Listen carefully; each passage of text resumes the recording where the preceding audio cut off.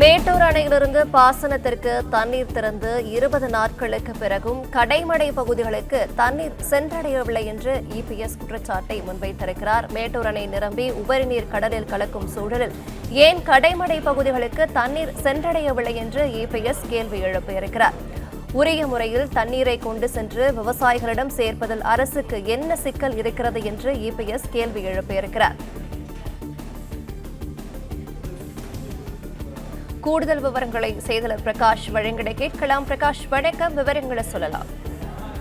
மேட்டூர் அணையில் இருந்து திறந்துவிடப்பட்ட தண்ணீர் டெல்டா மாவட்டங்களில் உள்ள அனைத்து கடைமடை பகுதிகளுக்கும் உடனடியாக சென்று சேருவதற்கு உரிய நடவடிக்கை எடுக்க வேண்டும் என்று எதிர்க்கட்சித் தலைவர் எடப்பாடி பழனிசாமி தமிழ்நாடு அரசை வலியுறுத்தி இருக்கிறார். இது குறித்து அவர் விடுத்திருக்கக்கூடிய அறிக்கையில் ஒவ்வொரு ஆண்டும் டெல்டா பகுதிகளில் உள்ள பாசன கால்வாய்கள் முறையாக தூர்வாரப்பட்டு ஜூன் 12ஆம் தேதி அன்று மேட்டூர் அணையிலிருந்து காவிரியில் தண்ணீர் திறக்கப்படும்.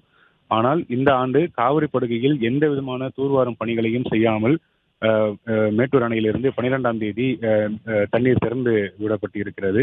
இந்த தண்ணீர் கடைமடை வரை செல்லும் நிலை உள்ளதா என்பதை சரிபார்க்காமல் அரசு அவசர கதியில் தண்ணீரை திறந்திருக்கிறது என்று எடப்பாடி பழனிசாமி குற்றம் சாட்டியிருக்கிறார்.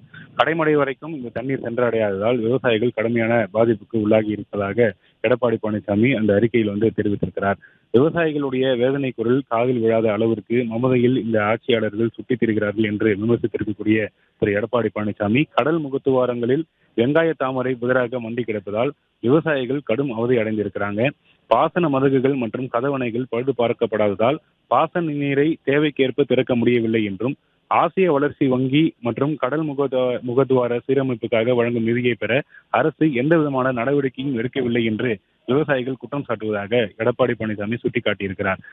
மேலும் மேட்டூர் அணை நிரம்பி உபரி நீர் கடலில் கலக்கும் இந்த சூழ்நிலையில் ஏன் கடைமடை பகுதிகளுக்கு தண்ணீர் சென்றடையவில்லை, உரிய முறையில் தண்ணீரை கொண்டு சென்று விவசாயிகளிடம் சேர்ப்பதில் இந்த அரசுக்கு என்ன சிக்கல் இருக்கிறது, கடைமடை பகுதிகளுக்கும் தண்ணீர் சென்றடையாததால் தஞ்சாவூர், திருவாரூர் மற்றும் நாகப்பட்டினம் மாவட்ட கடைமடை பகுதி விவசாயிகள் ஆர்ப்பாட்டத்தில் ஈடுபட்டு வருவதை எடப்பாடி பழனிசாமி சுட்டிக்காட்டியிருக்கிறார். உடனடியாக டெல்டா மாவட்டங்களில் இருக்கக்கூடிய அனைத்து கடைமடை பகுதிகளுக்கும் தண்ணீர் சென்று அடையக்கூடிய வகையில உரிய நடவடிக்கை எடுக்க வேண்டும் என்று அரசை எடப்பாடி பழனிசாமி வலியுறுத்தியிருக்கிறார்.